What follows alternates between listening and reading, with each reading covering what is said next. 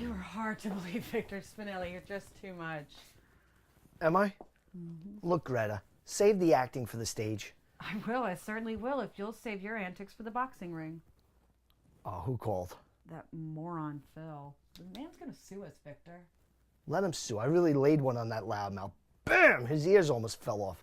There are other ways of settling disputes than hitting someone in the mouth with a catcher's mitt. What catcher's mitt? I hit him with my fist. This fist, closed just like this, and I hit him like so. Really? Then Phil must have made a mistake because he says you hit him with a catcher's mitt. Listen, sweetie, I don't need weapons. Mrs. Martin must be mistaken too. She says you hit him with a catcher's mitt, and she was there. Who's Mrs. Martin? Oh, her son plays on your team. I believe he's the one that sits on the end of the bench alone. Mary Jane. Mary Jane. Mrs. Martin is Mary Jane's mother.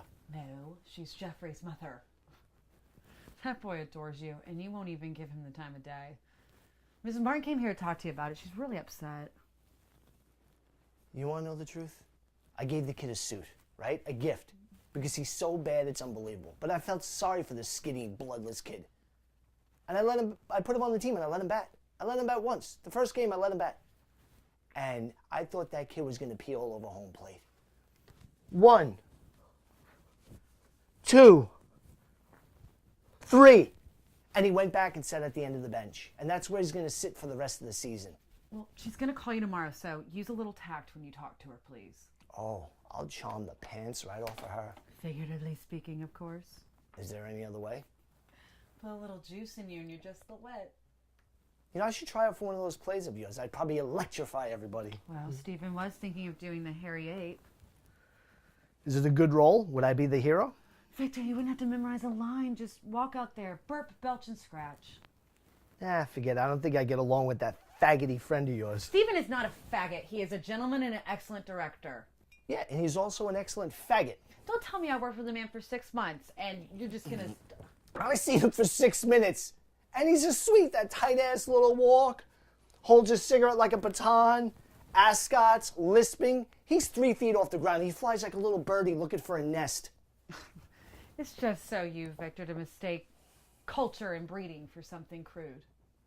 What? So he read a few books. He went to NYU. He uses $100 words. Oh, live and let live. That's my philosophy. But I would never take a shower with that man. That's all I'm saying. You're just jealous of him. Jealous of him? Mm-hmm. Stop. Look, stop. If he was Adam and you were ever Eve, you would still be in the Garden of Eden, alone. Why do you resent people who have intelligence and ability in class? People who have exciting minds. People who can think and feel beyond all the rest of your ordinary drab beer belly friends. Because my beer belly friends aren't phony. They don't have fake smiles, fake words, fake laughs, and they don't wear their pants 5 sizes too small. Does that answer your question? I know what it is. I know why the people from the theater bother you so. Oh, yeah? Yeah, it's because they make you feel stupid. They make you feel nervous and awkward and stupid. They make you feel just like that little Martin boy because you nearly pee your pants every time I have them over here. Come on, are you serious? Nah, it's true. Last week when the group was here, we were all sitting around talking about books, and Stephen asked you if you'd ever read Proust. And he said, sure, all the time. He's one of your favorite writers. Everybody froze with embarrassment, just absolutely went rigid with embarrassment because they knew you never even heard of the guy, let alone read him. God, it was humiliating. No, I went to college. I know who Proust is, or Proust, or Prousty. You graduated with a business degree from NYU. I don't call that going to college, and that even took you 6 years to get. Well, that's too goddamn bad about you and your intellectual friends sitting around talking about Proust. And that other guy, what's his name? The guy who became a drunk. They made a movie about him. Scott Fitzgerald. Yeah. Terrifying problems. Sure he did. And one of them was alcohol. And the other guy who shot himself in the mouth with a shotgun. Hemingway. There you are. Sitting around talking about a drunk and a suicide. Talking like crazy. Like crazy. Talking about like, oh, he was so marvelous. What perception. What depth. Fuck depth. Those two can't even face life. One drowns himself in scotch and the other scatters his brains all over the fucking carpet. What's all the cheering about for those two? Oh, Please don't use yourself as a model of life-facing, Victor. Oh, I stare life right in the face every day. I don't talk about how other people stare at. I stare at it myself. I don't get my ideas from books, and I don't pick the brains of dead men to try to get ideas to try to impress a bunch of people who aren't going to be impressed because they're too busy trying to impress me. You know what I noticed about your little sewing circle the other night? Everybody talked. Nobody listened. Yeah, everybody sat around and did monologues while no one else gave a good goddamn what anybody else was saying. Yeah, and you just sat back like a Buddha, big fat Buddha, silly grin and all, and said nothing. Yeah, right. Just like you sit back and say nothing every time your father comes to this house. Barbara, leave my father out of this. No, let's not. Let's really clear the air here, because you can face anything, right? Oh, King Kong Spinelli can face a little thing like the truth. Do you know that you were terrified of your father just as you were terrified of my friends? You're going to say that once too often, and I'm going to knock you right on your fat bitchy ass. Do you have your catcher's mitt ready? Keep it up, mouth. The relationship between my father and I is my business, not yours. No, it's very much my business when he comes in here telling me how to run my house. He tells you nothing. No? Well, how come he comes every time for his semi-monthly visit, he has the nerve to ask me if I'm pregnant? He doesn't ask anymore. He demands it. Are you pregnant yet? He gives me this Neanderthal look, and I'm afraid to say no. He wants a grandchild, so what? He's got 2 from your sister and 1 from your brother. What does he want? An army of grandchildren? He wants a boy. He wants the family name to continue. He's from the old country, all right? Yeah, he's from the old country, all right. All right, you said enough. I just want him to know that we are living our lives separate from him. He's not going to push me into having a child before I want one.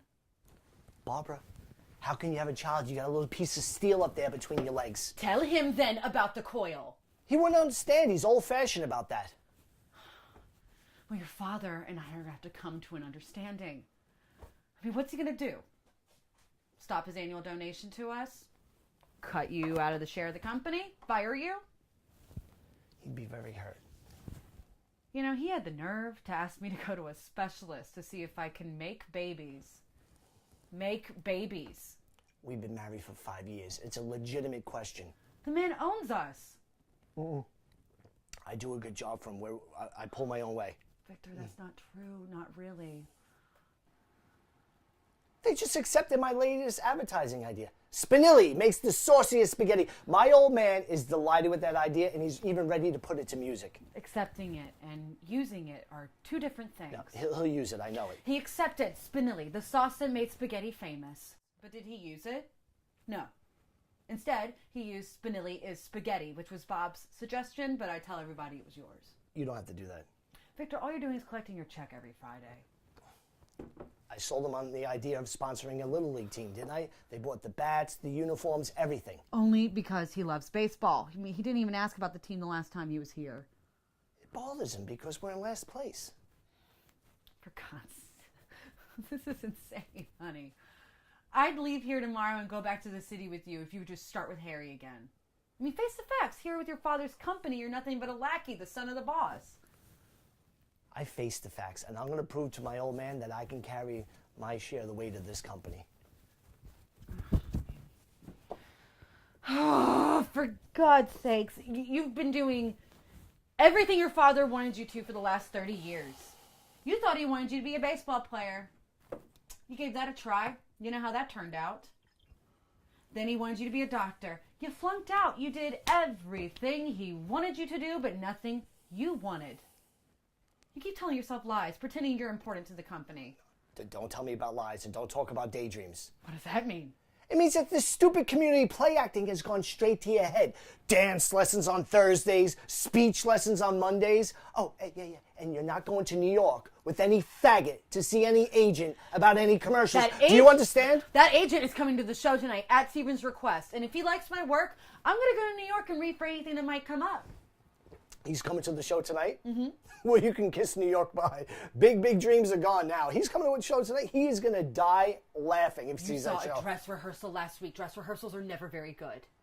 Do you know that it was so bad, it was so god-awful that I almost puked? Everybody bumping into everybody else. The guy who played your old lover, he knocked on the door and the goddamn door falls down and he's stuck there holding a doorknob. That agent is gonna die laughing. Well, if he doesn't die of laughter, if by some small miracle he wants to get me work, I'm gonna go to New York. Do you understand? Barbara, you know where your talent lies? Your talent lies in your boobs. I'm not kidding. Everybody goes to see your boobs. Your boobs come on stage first and then you follow. That should be your stage name. Barbara Boobs, right up on the marquee. Old bullet breasts. Thank you for the confidence in me, Victor, but I'm still going to work in New York. If you go to New York, you're not coming back to my house. Whose house? My house. This house is mine. This is my house. You know, this play acting star is just a simple diversion from all the sterility that surrounds me. An escape. In a process of female vanity. But now, it's become all that I have. It's become a necessity. And you're right, Victor. It's a daydream, but it's mine and no one gave it to me, so I'm not afraid of anyone taking it away.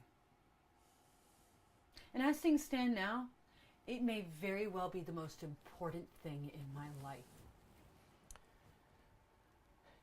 If you go to New York, you're not coming back to this house. Oh, I'm through sitting with you and your father in this living room every third Thursday. Sitting in this fucking living room, listening to the goddamn grieving voice of Caruso for 3 hours straight. I'm done inflicting that torture upon myself. And now I shall go finish getting dressed for the theater.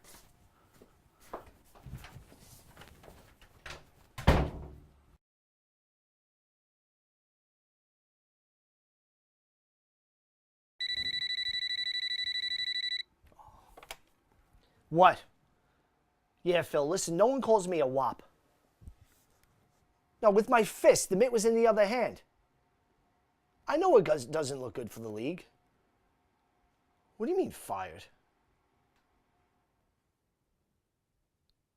My old man said that. You're kidding. He said what? You can't fire me. I sponsored the team. I bought the bats, the balls, everything. We own the team.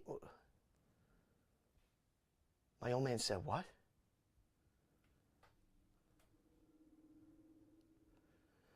No, I don't want to coach 8 and 10-year-olds. Christ, it's like being shipped back to the minors. No. No, no hard feelings. I'll see you around.